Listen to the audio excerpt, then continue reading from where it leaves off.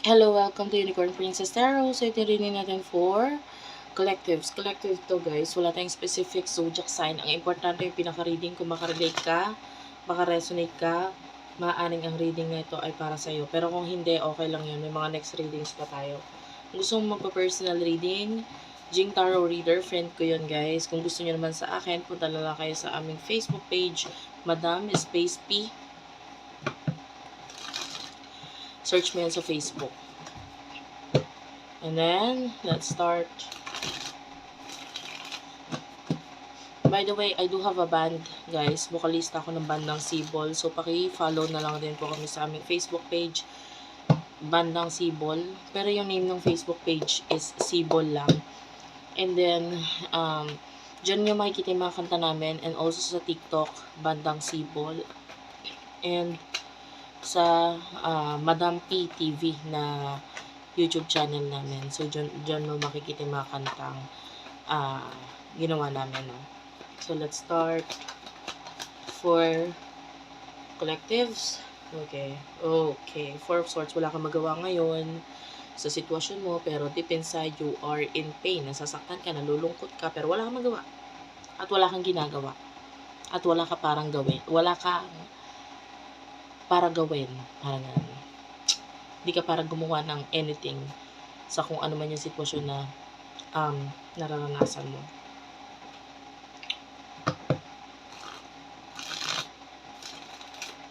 By the way, iusap ko lang yung aking ornaments. By the way, ma-avail mo itong mga to sa TikTok shop.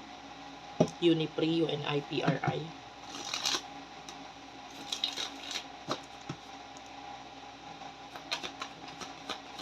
For collectives.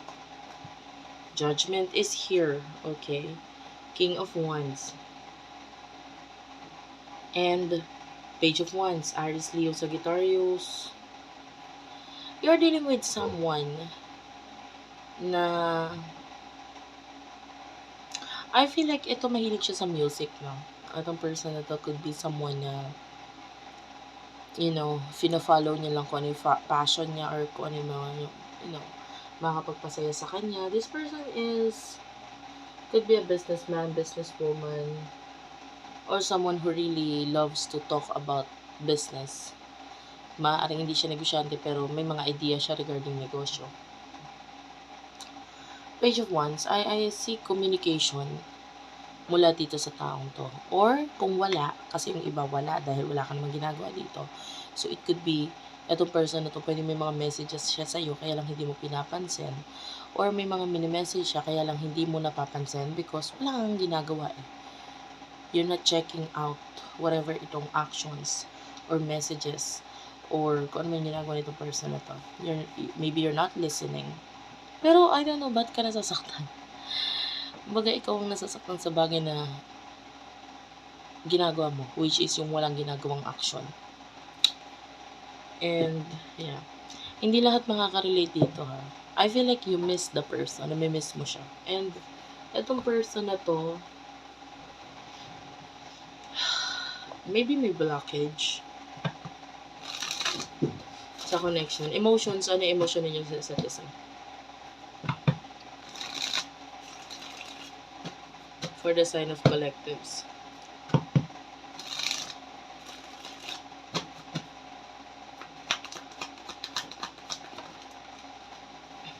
Okay. Ace of Cups. Okay, you love the person, mahal mo siya. Knight of Swords. And the Nine of Wands. Kaya lang, may mga bagay kang kailangan harapin, challenges sa buhay mo ngayon. You love the person, but the moon is here, so it could be a secret. Pisces energy. So, spiritually, pwedeng attach ka sa kanya or spiritually, mahal mo siya. You feel something, pero hindi mo mai-out sa kanya kung ano man yung feelings na nararamdaman mo. Kasi marami kang haharapin or marami kang kakalabanin. So, like, loving this person is really impossible. No? Kasi with the Nine of Wands, maraming pwedeng magalit or yung mga challenges sa inyo ba. Ito yung nakikita nating hadlang na nakikita natin you're not yet ready na i-face or harapin itong mga taong to. Pero sobra-sobra yung emotions na nararamdaman mo para sa kanya. So, ano yung emotion na nararamdaman niya para sa'yo?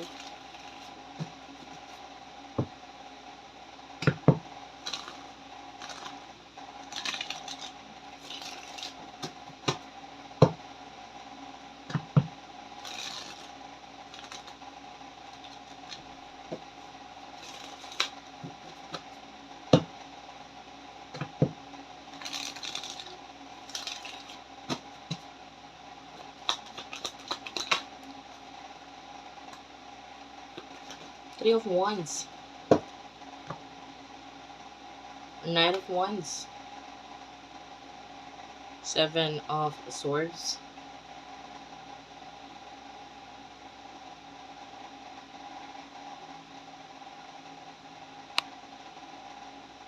Emosyon niya para sa'yo, feeling niya wala kang pakialam sa kanya. And of course, yun naman din yung ginagawa mo talaga. Na kunwari wala kang pakialam sa tao. So, nararamdaman niya, feeling niya wala kang pakialam sa kanya.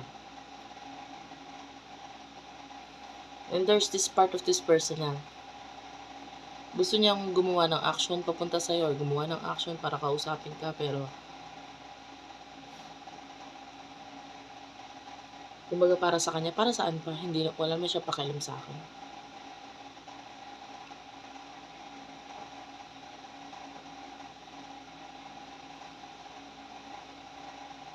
And like, sabi ko nga kanina, namimiss ka niya. Nandun yun, yung emotion ng pagka-miss.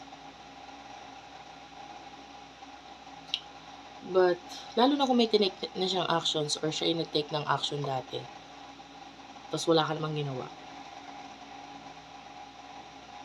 No.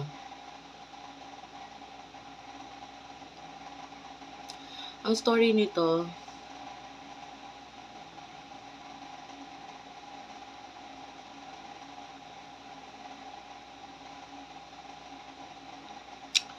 parang nakalimutan ko na kung anong fairy tale yun. Parang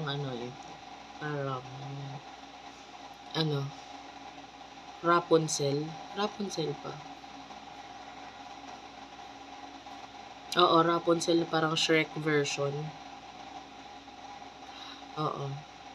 Ay, no, not Rapunzel. Sleeping Beauty, yun. And you are the Sleeping Beauty here. Tapos, ito yung Knight in Shining Armor mo. So, you're not taking actions. Tapos, may nag-i-stop between the two of you, which is the dragon here. Yung person mo, willing siyang sagipin ka from that dragon. So, sa inyong dalawa, siya yung mas palaban. Before. That was before. Pero of course, wala naman siyang response na nakukuha sa'yo. Like, do you really need help? Parang ganun. Kailangan mo ba ako? Kasi pag sinabi mo kailangan mo ako, tsaka kailangan ko mag-take ng actions.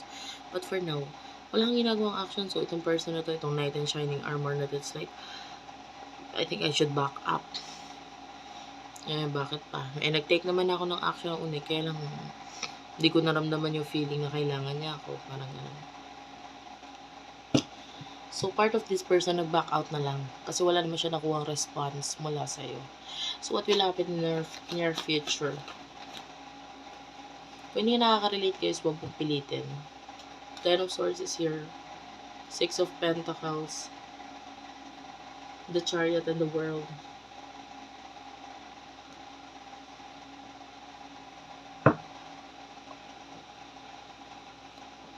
Then, Ten of Swords, and then there's the Tower at the bottom of the deck. Kunin na rin natin yung sa side niya.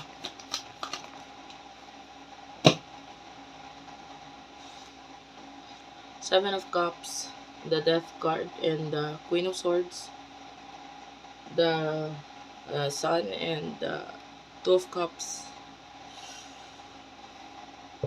I mean, nakakita tayo dito. Dalawa yung magiging future. Alin man dito. Of course, the future, ikaw pa rin naman ang masusunod. The Chariot, if you will choose to get out of your comfort zone and,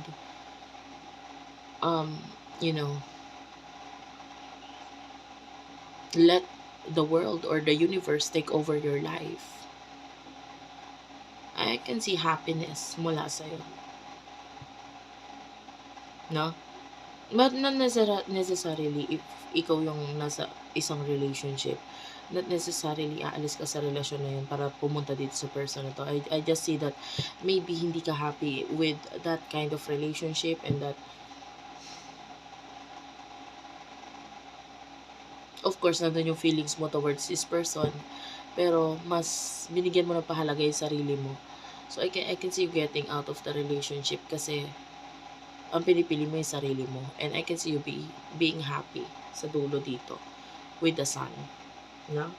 And to follow na yung relationship, honestly, with the Two of Cups, hindi natin tatanggalin. May another relationship, if ever, napipiliin mo yung pag-alis sa isang relasyong hindi ka masaya.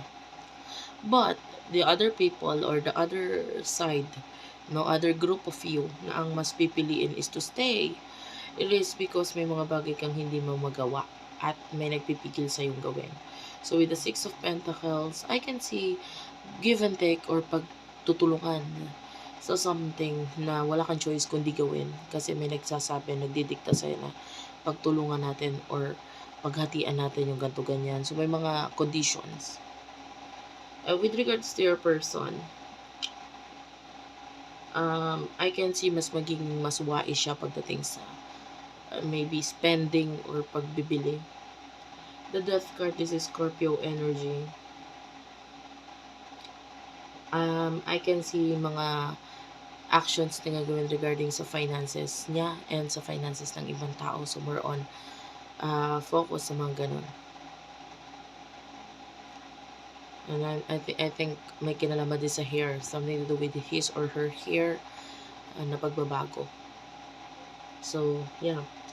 At the end, I can see happiness if you will choose yourself. No? So, that's it for now. Thank you for watching. I love you all. Again, if you want to avail yung mga products namin, ito mga ornament, pampaswerte guys, yung mga nakalagay dito, all of these are